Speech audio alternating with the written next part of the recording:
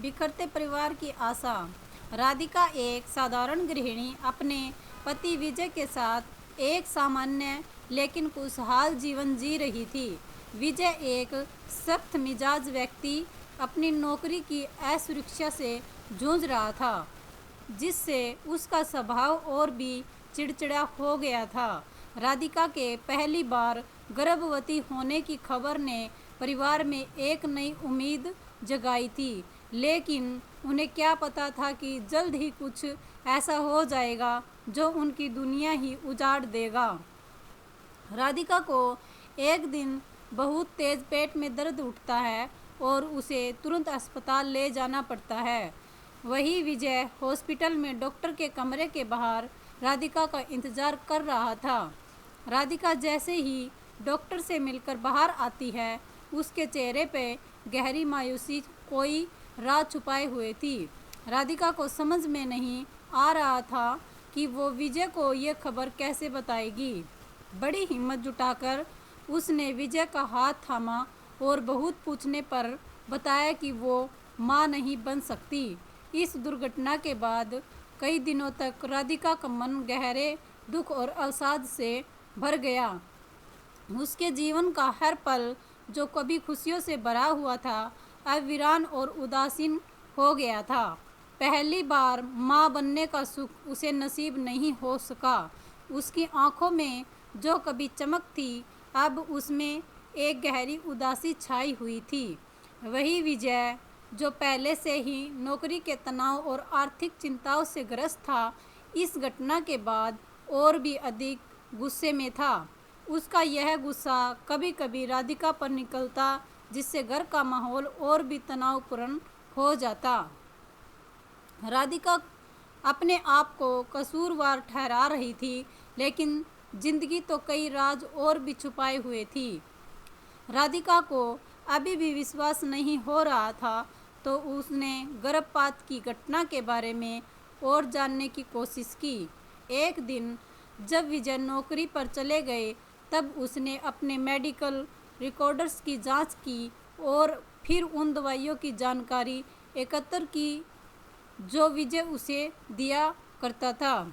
इन दवाइयों में कुछ तो अलग था, और अपने एक डॉक्टर दोस्त से पता करने पर उसे पता चला कि विजय, जिसे वो सबसे ज़्यादा प्यार करती थी, वो उसे जानबूझकर ऐसी दवाइयाँ देता था जो गर्भपात का कारण बन सकती थी।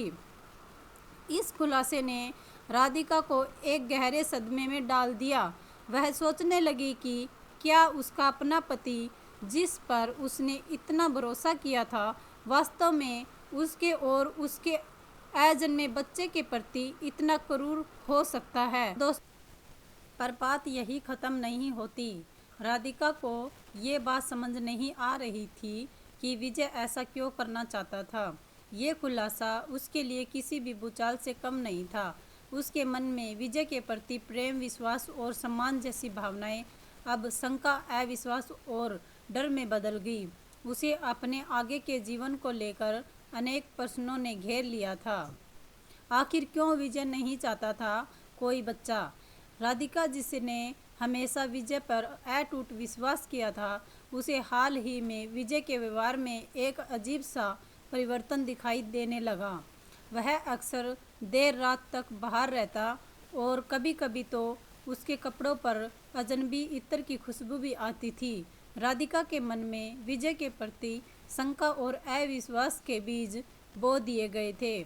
उसे लगने लगा कि शायद विजय का किसी और महिला के साथ अफेयर चल रहा था।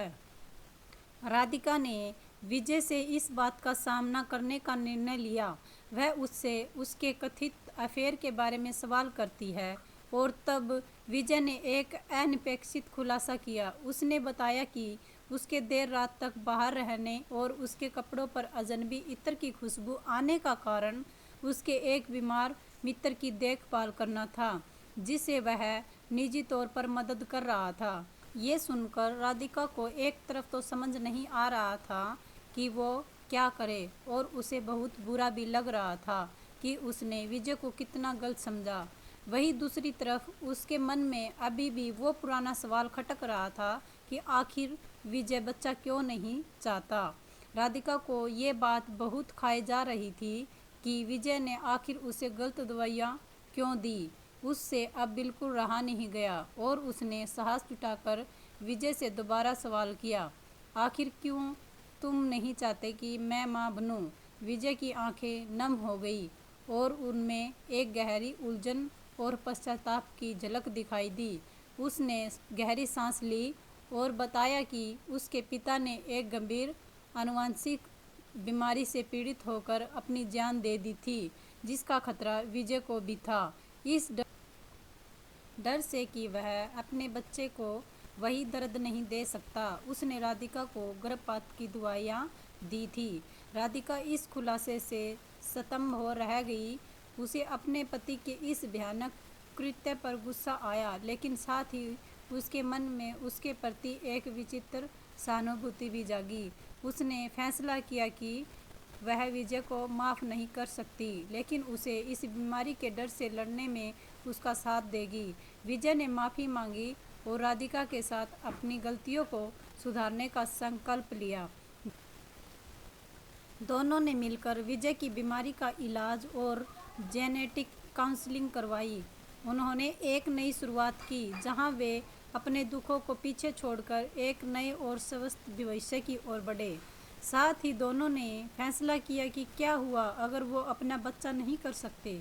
दुनिया में बहुत अनाथ बच्चे हैं जिन्हें कभी माँ बाप का प्यार नसीब ही नहीं हुआ।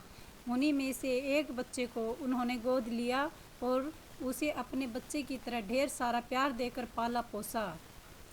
ये कहानी हृदय को छू लेने वाली हमें यह सिखाती है कि कभी कभी हम कुछ भला करना चाहते हैं, लेकिन न चाहते हुए भी काफ़ी कुछ बुरा हो जाता है। पर ज़िंदगी इसी का नाम है जो काफ़ी तजुर्बों से भरी है। बस मायने ये रखता है कि क्या हम इनसे कुछ सीख लेते और आगे बढ़ते रहते हैं कि नहीं। क्या आपकी ज़िंदगी में कभी कोई इमोशनल इंसिडेंट हुए हैं?